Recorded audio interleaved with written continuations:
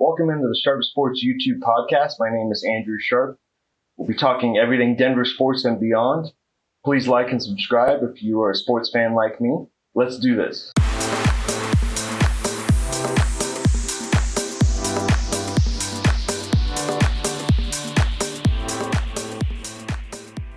Welcome into the Sharp Sports YouTube podcast. My name is Andrew Sharp. While the Denver Broncos fall at home in the AFC title game, 10-7 is the final score. Broncos lose to the Patriots. Broncos, unfortunately, have a very rough day on offense. Have a very hard game to play in the weather, and have a coach whose arrogance cost them a chance to go to Super Bowl 60. Well, there's no point in really pussyfooting around this. We're going to go right to the play that everyone is talking about today, ESPN, all the radio stations here, and quite frankly, it is the most discussed play. Seth Wickersham from ESPN already has a piece up about it. Sean Payton's decision to go for it inside the red zone with the Broncos driving and not take the points in a game in which he's playing the backup quarterback, his backup quarterback who will remain a backup quarterback for the rest of his career. I can definitively say that. And when you're at home, when you have a 7-0 lead, when your defense is playing absolutely amazing, you take the points. Honestly, if the Broncos had kicked 4 field goals and won this game 12-10, no one would say a word. They'd say, great job. You got in the field goal range. You kicked 4 field goals with a backup quarterback, and you're on your way to Super Bowl 60 in San Francisco. However, Sean Payton decided not to do that and decided to do some sort of semi-disastrous rollout play with Jarrett Stidham. The Patriots sniffed it out immediately, and Sean Payton got too cute, too invested in his macaroni grill cheesecake-style menu. I don't know why you need a cheesecake-style menu for a quarterback who can barely complete a forward pass. And so the Broncos, unfortunately, find themselves ruining this day.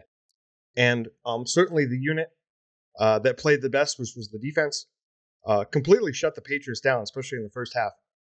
This game was to be had for the Denver Broncos. It was going to be a low-scoring affair because of the weather, which obviously got even worse than I think even most prognosticators didn't realize just how bad and how snowy and unplayable the conditions were going to get. But this loss is 100% on Sean Payton. He did not put his quarterback in a position to win. He treated this quarterback, Jarrett Stidham, like he does a starter or any other player that's been under his tutelage, and Jarrett Stidham is not that.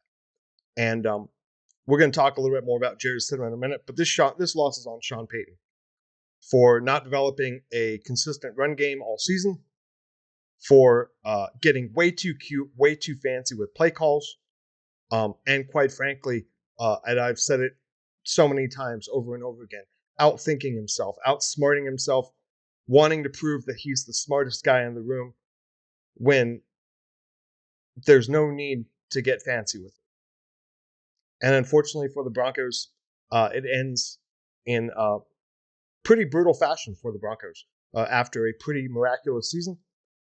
I would like to think that Sean Payton could learn some lessons from this, but he's an older gentleman at this point, and I think the writing is on the wall as far as how he's going to coach this team moving forward.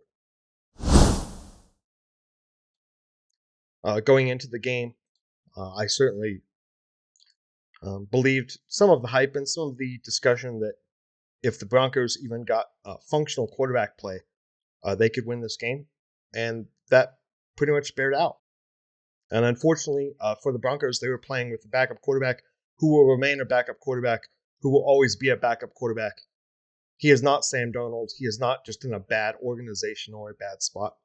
Congratulations to Sam Darnold for escaping the hellhole that is the New York Jets, the dysfunction that is the Carolina Panthers still, and getting him, and the foolishness of the Vikings, and getting himself into a great situation in Seattle to thrive. I'm certainly one of the bigger Sam Darnold critics over the years, but there's nothing I can say now. He's in the Super Bowl. But of course, I'm talking about Jarrett Stidham. And Jarrett Stidham has been with the Patriots and the Broncos two of the better run organizations, better run teams in the last 20 years. Certainly the Patriots, again, are going to their 11th Super Bowl in the Robert Kraft era that he has owned the team. The Denver Broncos are right behind most other franchises in terms of Super Bowl appearances. And Jarrett Stidham has been here for a number of years now, and he can't play. He can't play. I understand the weather was not great. I understand there were some drops. I understand that he's put into a somewhat impossible situation. But it's not. It's a non-functional offense, which for Bo Nix, I've talked about before. But Bo Nix has enough playmaking ability, I should say, can use his legs. Certainly has more competitive fire than Jarrett Stidham could ever dream of. And going back to college, there's a reason why Bo Nix took his job in college. There's a reason why Bo Nix is the starter, and you saw it, every evidence of it on Sunday. I don't necessarily subscribe to the Broncos were necessarily going to win this game with Bo Nix, because there's a lot of factors that go into that. But with the way that Jarrett Stidham played, really it was going to be an uphill battle at best. Jarrett Stidham ends up finishing 17 of 31, 133 yards, 1 touchdown, 1 interception, 3 sacks for a QBR of 19.6, including a disastrous play where he basically, instead of just throwing the ball away or giving up on the play, decides to throw one of the stranger sort of backward passes that gets turned over by the New England Patriots. Kudos to them and their defense. The Patriots defense obviously is elite, but Jarrett Stidham, quite frankly, is overpaid at this point, given that he needed one decent performance for the Broncos to advance. He showed that he is not capable of that. And luckily, I think we've been very, very lucky of just how healthy Bo Nix has been the last 2 years, because it's clear to me now that Jarrett Stidham has not been developed. He can do all the things he wants to against Sean Payton's defense in practice. No one cares. This was his time to shine, and instead of shining, he showed exactly why he's a second-string backup quarterback. And of course, when you have a backup quarterback who's barely capable of throwing a forward pass, you would hope that perhaps some sort of running game would maybe help him out in playing against a team like the Patriots, who obviously were aware that Denver's offense was not going to be good with Jarrett Stidham. But RJ Harvey, 13 carries, 37 yards. It's just RJ's not a number one guy. So he's played good this year. He's been asked to do a lot as a rookie with J.K. Dobbins going down. Julian McLaughlin, nice story, not good enough. Not good enough. And Tyler Bidet, not good enough. So the Denver Broncos should be looking to draft yet. I know it seems crazy to spend another high draft pick on a running back, but it's clear to me either in free agency or the draft, the Denver Broncos just have to get somebody else who's more explosive, more dynamic. And frankly, the offensive line wasn't great in this game, but you have to make guys miss. And I feel like really the Denver Broncos running backs did not really make anybody miss in this game. And unfortunately, in the playoffs, you get exposed on what you are. And the basic line for the last 10 years, for anybody who makes the Super Bowl, is you have to between the whole team, you have to average just about 108 yards on the ground to be efficient enough on offense to make a Super Bowl. The Broncos have been below that for most of the season. Again, this game, they finished with a total of 79 yards collectively. And that's just not good enough to get it done. It's asking way too much on a backup quarterback. And quite frankly, because of their inability to run the ball and Bo Nix having to run the ball more for himself, which I give credit to, but as you move forward with Bo Nix, his carries should be less and less and less, because as Cam Newton showed, and Cam Newton is a physical freak, a physical specimen in the league, you cannot run your way to first downs forever in this league. Yeah, it will catch up with him. There are guys who are too fast, too strong, and frankly hit too hard to have your quarterback be taking the kind of carries that Bo Nix was taking towards the end of the season. because of the Denver Broncos' inability to run the ball. So I've been preaching it all year, run pass balance.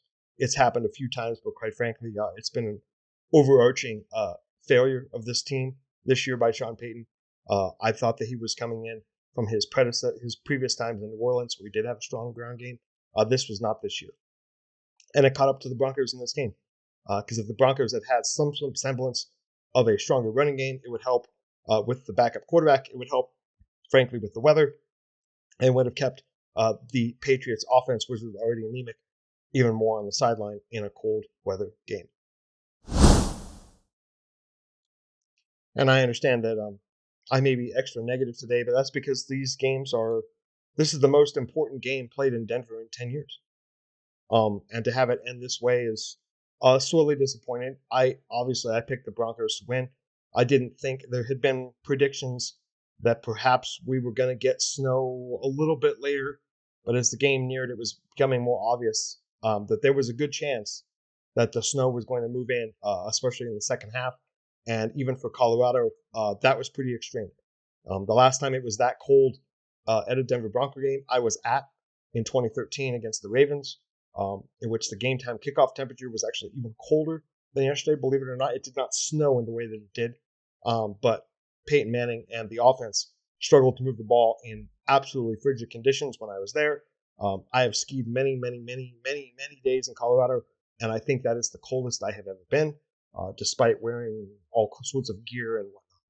And yesterday, I give people mad props for braving the cold. It did cross my mind to perhaps go to this game. I'm kind of glad that I didn't, given the result and given the, quite frankly, struggle bus that it would be to endure this game and certainly endure the loss. But unfortunately for the Broncos, they will not be making another trip to the Super Bowl. And that being said, I had the pleasure of watching the full uninterrupted version of the NFC title game between the Seahawks and the Rams, which was a fantastic game played in Seattle under less adverse conditions. And I would tell you right now that even the most optimistic prognostication, I would not favor the Broncos in the Super Bowl period. I would be picking against them, even if they had advanced in this game. The Broncos do not have, even with Bo Nix, they do not have the offensive firepower of the Rams with Puka Nacua or the Seahawks with JSN. The Seahawks are just an unbelievable squad, especially Witherspoon on the defensive end. And for most people who probably don't know, Witherspoon is one of their harder hitting safety linebackers.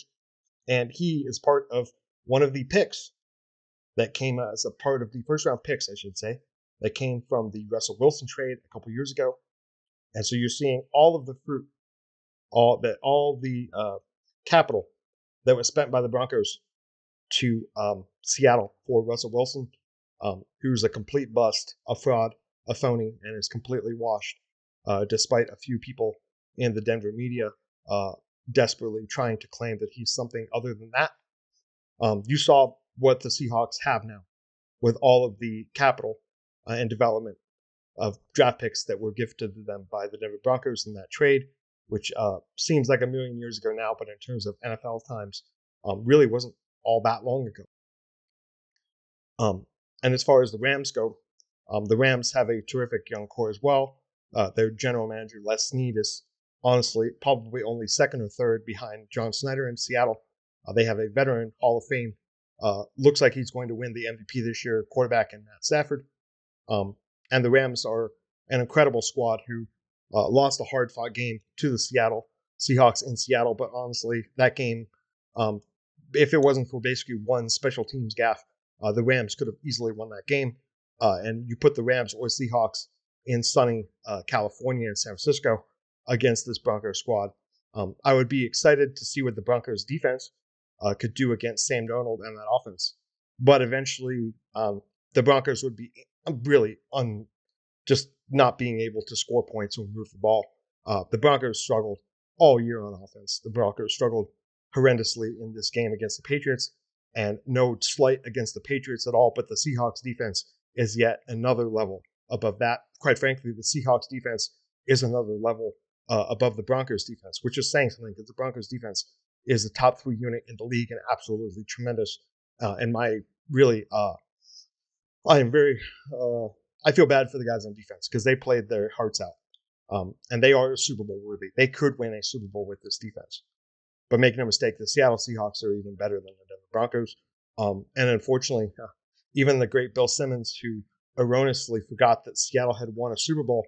I think the reason why Bill Simmons forgot that the Seattle had won a Super Bowl is because Super Bowl 48, in which the Broncos lost 40-8 in that Super Bowl, was so unmemorable, so uncompetitive, and such a wash that it's no wonder he forgot that the Seattle Seahawks had actually won a Super Bowl, because that game was very forgettable. So, unfortunately for the Broncos, season comes to an end. I'm going to do some more sort of looking back at the whole season, probably on Friday, but really just wanted to focus on this game, which I know is a bitter disappointment here around Denver. What's really disappointing is that you just didn't get to see what Bo Nix would be capable of, what magic he would be able to come up with in this game.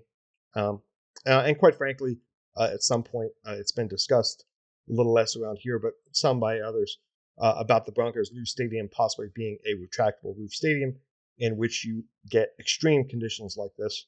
The Broncos would have been playing indoors, and then you get a true sense of where they're at, because this game was hard to judge what the Broncos, frankly, were completely capable of given the conditions, especially in the second half, where, frankly, even Will Lutz today admitted that they lined up wrong on the field goal because they can't see what they're doing. So it's a disappointing loss.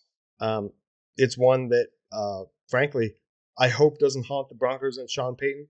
But this is the type of whenever you lose a championship game in your home building, in a game in which the opponent did not blow you out, and you had every opportunity to advance to the Super Bowl, which is very hard.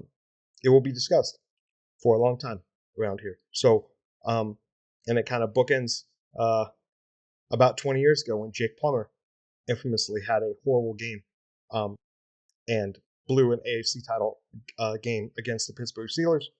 And the next year, Mike Shanahan drafted a young Jay Cutler to replace him. So when you lose these games of this magnitude, there are consequences. And I'll be curious to see what those are.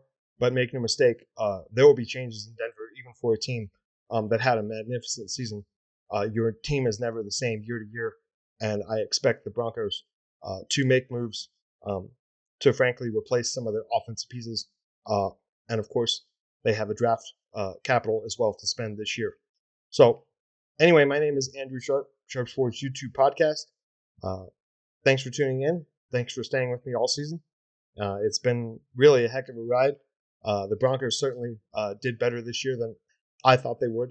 And an AFC title game appearance, although it stings now that they lost, certainly is an accomplishment within this season. And thanks for watching.